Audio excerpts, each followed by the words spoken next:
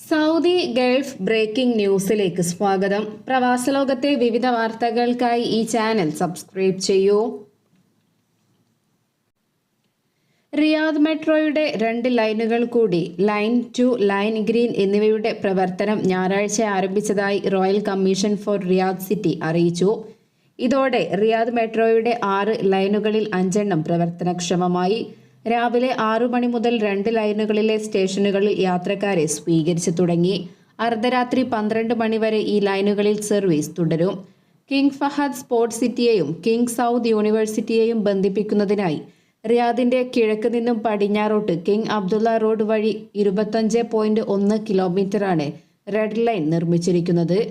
Riyadh international convention and exhibition centre ഉൾപ്പെടെ 15 സ്റ്റേഷനുകൾ വഴി റെഡ് ലൈൻ ട്രെയിനുകൾ കടന്നുപോകും.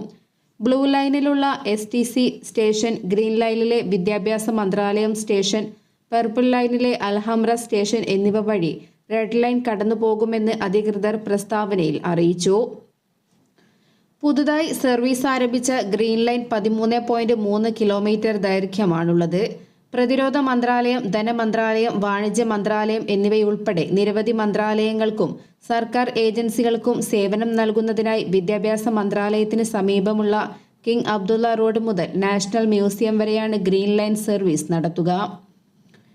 ഡിസംബർ 1 പ്രാരംഭഘട്ടത്തിൽ 3 ലൈനുകൾ പ്രവർത്തനം ആരംഭിച്ചിരുന്നു. ഇതിൽ ബ്ലൂ ലൈൻ ഒലയ സ്ട്രീറ്റിനെ ബത്തയുമായി ബന്ധിപ്പിച്ചും, yellow line King Khalid international airport റോഡിലൂടെയും, purple line Abdulrahman bin Auf റോഡിനെ al Sheikh Hassan bin Hussain റോഡുമായി ബന്ധിപ്പിച്ചുമാണ് കടന്നുപോകുന്നത്. ജനുവരി 5 എല്ലാ ലൈനുകളിലൂടെയുമുള്ള റിയാദ് മെട്രോ സർവീസ് ആരംഭിക്കും. മദീന റോഡ് വഴിയുള്ള 3ാമത്തെ ലൈനായ ഓറഞ്ച് ലൈൻ കൂടി വരുന്നതോടെ മെട്രോ സർവീസ് പൂർണ്ണ തോതിലാകും.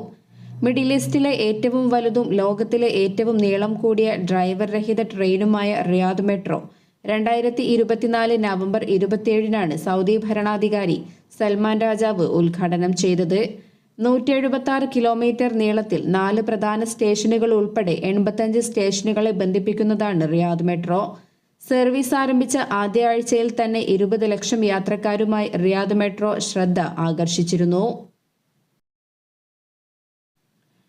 UAE ഖോർഫക്കാൻ നഗരത്തിന് സമീപം തൊഴിലാളികളുമായി പോവുകയായിരുന്ന ബസ് കീഴ്മേൽ മറിഞ്ഞ് 9 പേർ മരിച്ചതായി റിപ്പോർട്ട്. അപകടം സംഭവിച്ച കാര്യം സ്ഥിരീകരിച്ച ഷാർജ പോലീസ്, എന്നാൽ മരണം സ്ഥിരീകരിച്ചിട്ടില്ല. ബസ്സിലുണ്ടായിരുന്ന നിരവധി പേർക്ക് പരിക്കേറ്റതായും പ്രാദേശിക മാധ്യമങ്ങൾ റിപ്പോർട്ട് ചെയ്തു. പരിക്കേറ്റവരെ ഖോർഫക്കാൻ ആശുപത്രിയിലേക്ക് മാറ്റിയതായി ഷാർജ പോലീസ് വ്യക്തമാക്കി. അജ്മാനിൽ ആസ്ഥാനമായുള്ള ഒരു കമ്പനിയിലെ തൊഴിലാളികളാണ് അപകടത്തിൽപ്പെട്ടതെന്നും എല്ലാവരും ഇന്ത്യക്കാരാണെന്നും KMCC പ്രവർത്തകരെ ഉദ്ധരിച്ച് ഖലീജ് ടൈംസ് റിപ്പോർട്ട് ചെയ്തു. എന്നാൽ അപകടത്തിൽപ്പെട്ടവരുടെ വിശദാംശങ്ങൾ ലഭ്യമായിട്ടില്ല. ഇന്നലെ രാത്രി വൈകിയാണ് അപകടം നടന്നത്. ഒഴിവു ദിവസമായ ഇന്നലെ കമ്പനി ആസ്ഥാനം സന്ദർശിച്ച ശേഷം ഭക്ഷണ സാധനങ്ങൾ വാങ്ങാനായി അജ്മാനിലേക്ക് പോകും വഴിയാണ് അപകടമെന്നാണ് റിപ്പോർട്ട്. ഖോർഫക്കാൻ നഗരത്തിൽ പ്രവേശിക്കുന്നതിന് തൊട്ടുമുമ്പ് ടണലിന് അടുത്തുള്ള റൗണ്ട് അബൌട്ടിന് സമീപം വെച്ചാണ് ബസ് അപകടത്തിൽപ്പെട്ടത്. ഇറക്കത്തിൽ ബ്രേക്ക് നഷ്ടപ്പെട്ട ബസ് റോഡിന് പുറത്തേക്ക് തെന്നിമാറിയ ശേഷം മറിയുകയായിരുന്നു എന്ന് ദൃക്സാക്ഷികളെ ഉദ്ധരിച്ച് പ്രാദേശിക മാധ്യമങ്ങൾ റിപ്പോർട്ട് ചെയ്തു. ഖത്തർ ദേശീയ ദിനാഘോഷം ഡിസംബർ 18 നടക്കുമെന്ന് അധികൃതരുടെ അറിയിപ്പ്. എന്നാൽ പതിവ് പോലെ വൻ ആഘോഷത്തോടെ സംഘടിപ്പിക്കാറുള്ള ദേശീയ ദിന പരേഡ് ഇത്തവണ ഉണ്ടായിരിക്കില്ലെന്ന് ദേശീയ ദിനാഘോഷങ്ങളുടെ സംഘാടക സമിതി അറിയിച്ചു. സാംസ്കാരിക മന്ത്രാലയത്തിന്റെ ഔദ്യോഗിക സോഷ്യൽ മീഡിയ ചാനലുകളാണ് ഇതുമായി ബന്ധപ്പെട്ട ഔദ്യോഗിക പ്രഖ്യാപനം നടത്തിയത്. ഖത്തർ അമീർ Sheikh Tamim bin Hamad al താനി ഉൾപ്പെടെ നേതാക്കൾ പങ്കെടുക്കുന്ന പരേഡ് ഒഴിവാക്കിയതിന്റെ കാരണം അധികൃതർ അറിയിച്ചിട്ടില്ല. എല്ലാ വർഷവും ഡിസംബർ 18 രാജ്യം ഖത്തർ ദേശീയ ദിനം ആഘോഷിക്കുന്നത്. അതേസമയം ഡിസംബർ 18 ആചരിക്കുന്ന ഖത്തറിന്റെ ദേശീയ ദിനത്തോടനുബന്ധിച്ച് ഡിസംബർ 18 ബുധനാഴ്ചയും ഡിസംബർ 19 വ്യാഴാഴ്ചയും ഔദ്യോഗിക അവധിയായിരിക്കുമെന്ന് അമീരി ദീവാൻ അറിയിച്ചു. തുടർന്നുള്ള വെള്ളി, ശനി ദിവസങ്ങളിൽ പൊതു അവധിയായതിനാൽ 4 ദിവസത്തെ അവധിയായിരിക്കും ജീവനക്കാർക്ക് ലഭിക്കുക. അവധി കഴിഞ്ഞ് ഡിസംബർ 22 ഞായറാഴ്ച ജീവനക്കാർ ജോലി പുനരാരംഭിക്കുമെന്നും അമീരി ദിവാൻ അറിയിച്ചു.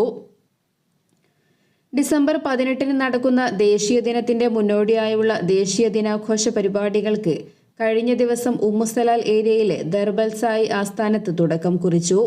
ഉദ്ഘാടന ചടങ്ങിൽ സാംസ്കാരിക മന്ത്രി Sheikh Abdulrahman bin Hamad bin Jassim bin Hamad al Thani, communications and information technology മന്ത്രി Mohammed bin Ali al Mannai, Qatar national archives board of trustees chairman Abdullah bin ഖലീഫയും പങ്കെടുത്തു. വലിയ ജനപങ്കാളിത്തത്തോടെയായിരുന്നു ഉദ്ഘാടന ചടങ്ങ് നടന്നത്. ദർബൽസായുടെ പ്രധാന സ്ക്വയറിൽ ഖത്തരി പതാക ഉയർത്തൽ ചടങ്ങോടെയാണ് ആഘോഷ പരിപാടികൾക്ക് തുടക്കമായത്. ഖത്തർ ദേശീയ ദിനാഘോഷത്തിന്റെ ഏറ്റവും പ്രധാനപ്പെട്ട പ്രകടനങ്ങളിലൊന്നാണ് ദർബൽസായിലെ പ്രവർത്തനങ്ങളെന്ന് സാംസ്കാരിക മന്ത്രാലയത്തിലെ സാംസ്കാരിക കാര്യങ്ങളുടെ അസിസ്റ്റന്റ് അണ്ടർ സെക്രട്ടറി പറഞ്ഞു.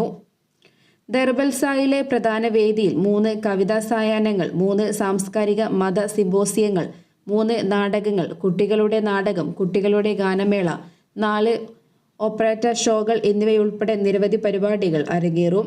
ഖത്തർ യൂണിവേഴ്സിറ്റി അലുമിനി അസോസിയേഷനുമായി സഹകരിച്ച് നടത്തുന്ന നഗം വ ഹിക്കായ പോലുള്ള സാംസ്കാരിക പരിപാടികളും ഇതിന്റെ ഭാഗമായി നടക്കും. ഖത്തരി ഫ്ലവേഴ്സ് എന്ന പേരിൽ നടക്കുന്ന തത്സമയ പാചക മത്സരം ഖത്തറിന്റെ പാചക വൈവിധ്യങ്ങൾ ഉയർത്തിക്കാട്ടും.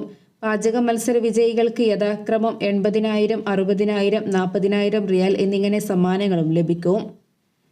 അതേസമയം 1,50,000 ചതുരശ്ര മീറ്റർ വിസ്തൃതിയുള്ള ഉൻസലാൽ ഏരിയയിലെ ആസ്ഥാനത്ത് ദർബൽസായി ദിവസവും ഉച്ചകഴിഞ്ഞ് 3 മുതൽ രാത്രി 11 വരെയാണ് വൈവിധ്യമാർന്ന പരിപാടികൾ അരങ്ങേറുക. വിവിധ രാജ്യങ്ങളിലെ പ്രവാസികൾക്ക് സന്തോഷവാർത്തയുമായി വിമാനക്കമ്പനികൾ. ശൈത്യകാല അവധിയും ക്രിസ്മസും മുന്നിൽ കണ്ട് കേരളത്തിലേക്കുള്ള ഉയർന്ന വിമാനയാത്രാ നിരക്ക് കുറച്ചു.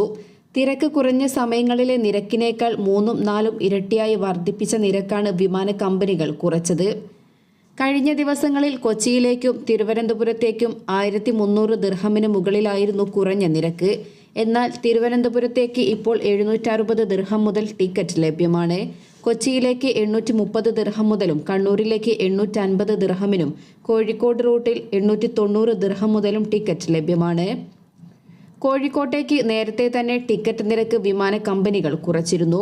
യുഎഇയിൽ നിന്നും കേരളത്തിലേക്കുള്ള വിമാനയാത്രാ നിരക്ക് താരതമ്യേന കുറവാണെങ്കിലും ക്രിസ്മസിനു ശേഷം ജനുവരി ആദ്യത്തിൽ കേരളത്തിൽ നിന്നും യുഎഇയിലേക്കുള്ള വിമാനയാത്രാ നിരക്ക് താരതമ്യേന കൂടിയ നിലയിലാണ്.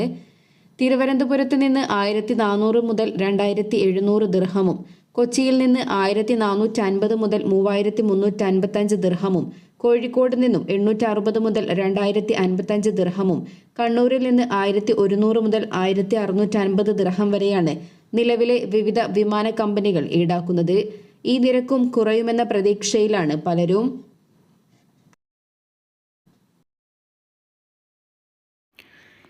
ഇതോടെ ഇന്നത്തെ വാർത്തകൾ അവസാനിക്കുന്നു. പുതിയ വാർത്തകളുമായി വീണ്ടും കാണുന്നതുവരെ നന്ദി, നമസ്കാരം.